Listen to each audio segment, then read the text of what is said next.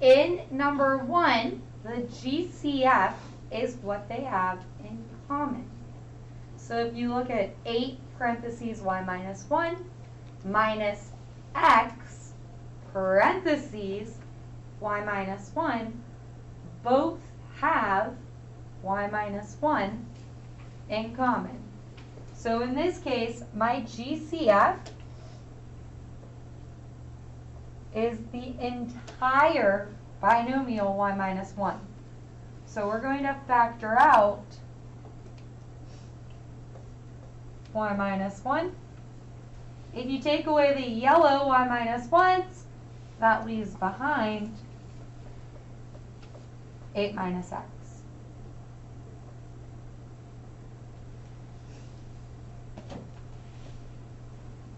In number 2, same idea. You're going to take out the GCF, which is what's inside the parentheses, which is x plus 3,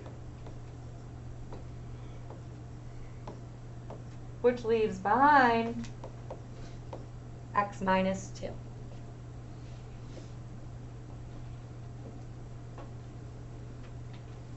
Similarly, in 3 and 4, what's in the parentheses is a GCF.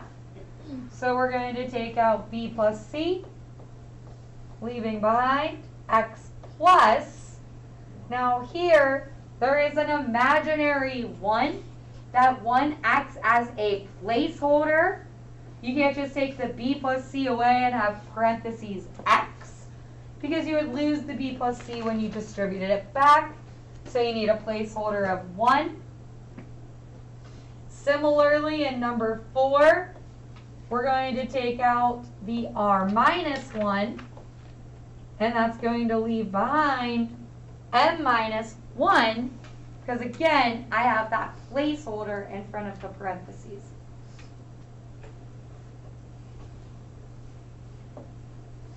So we are looking at factor by grouping today. For factor by grouping, the first thing you need to have in your problem is 4 terms. If it does not have 4 terms, you're not doing factor by grouping. So 4 terms, factor by grouping. Just like a difference of squares needed to have 2 terms.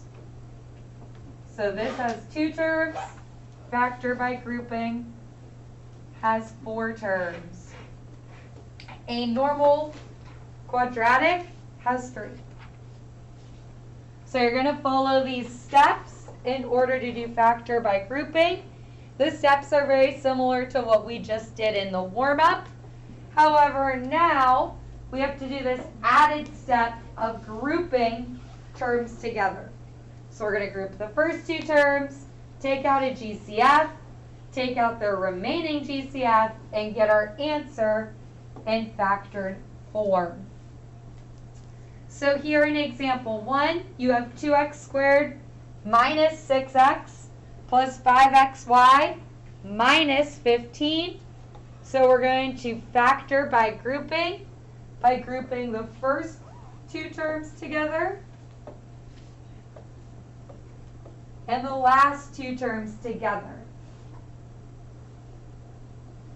Once you group your terms together, you are going to take out a GCF.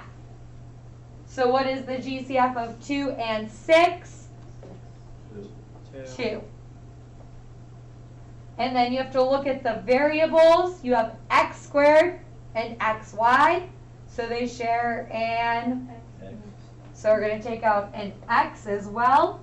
So 2x squared, taking 2x away, leaves an x behind. 6xy, taking a 2x away, leaves a negative 3y. And then in the second part, you have 5x and 15y. So 5 and 15 both divide by. So that's my GCF. There's no like variables. So that leaves behind x minus 3y. Do you see what's left behind in both parentheses matches? That's just like our warm-up. So we're going to do the exact same thing we did in the warm-up problems. We're going to take out that x minus 3y. That leaves behind 2x plus 5. And this is that in factored form. So that is called factor by grouping. We're going to use that technique a lot tomorrow when we have a values greater than 1 and 3 terms.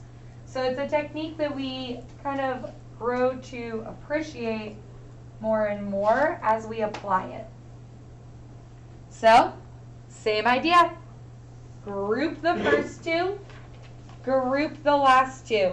What makes this case unique is that there is a minus right here. That negative, and this is the key part to getting factor by grouping correct, needs to go inside your parentheses.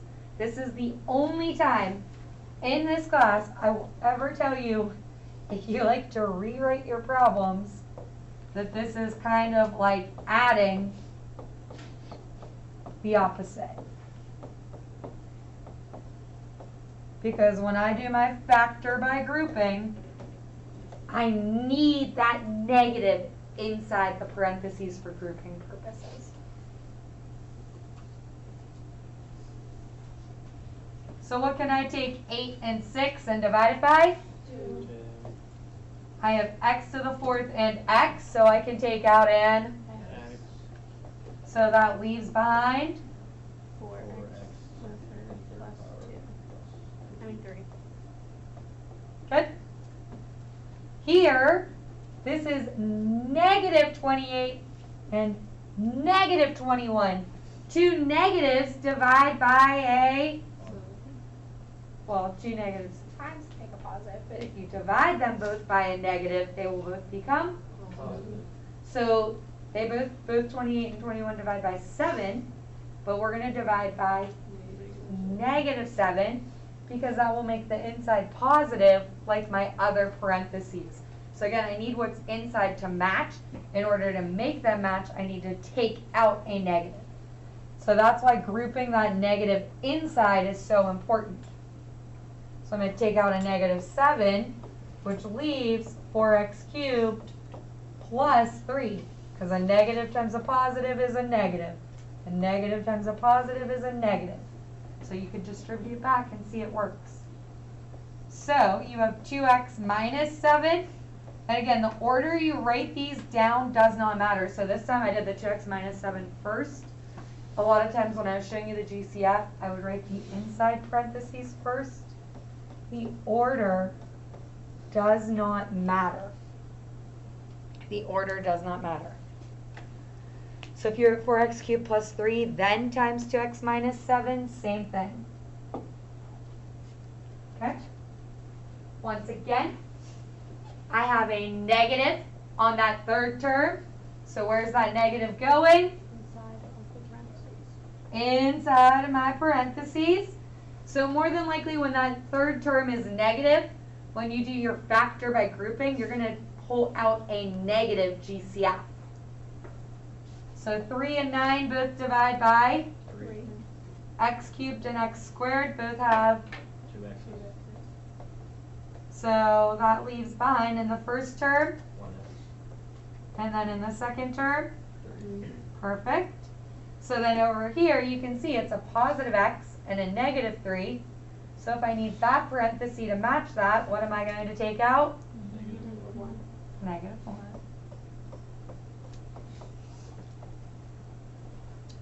So when the inside parentheses match, you know you've done this correctly.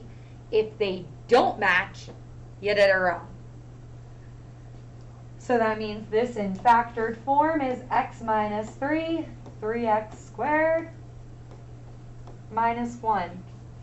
Now, this looks a lot like a difference of squares, right? Is 3 a perfect square? No. So I can't use difference of squares. If instead of 3, that number was a 4, then you could factor it further.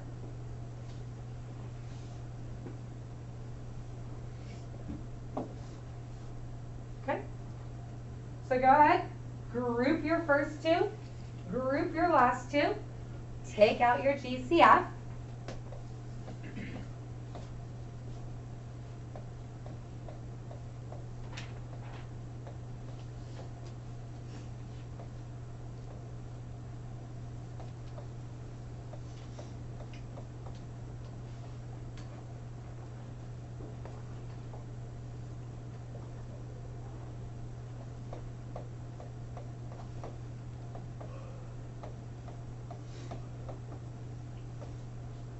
So you get 4x squared minus 9, x minus 2. So I hinted at it in the last example. 4 is a, 9 is a, x squared is a perfect square. So I have 4x squared minus 9. Go back to Thursday's lesson. That factors further. So 4x squared minus 9 turns into what? Because this is a difference of squares. 2x. Huh? So 2x minus 3. And then 2 plus 3.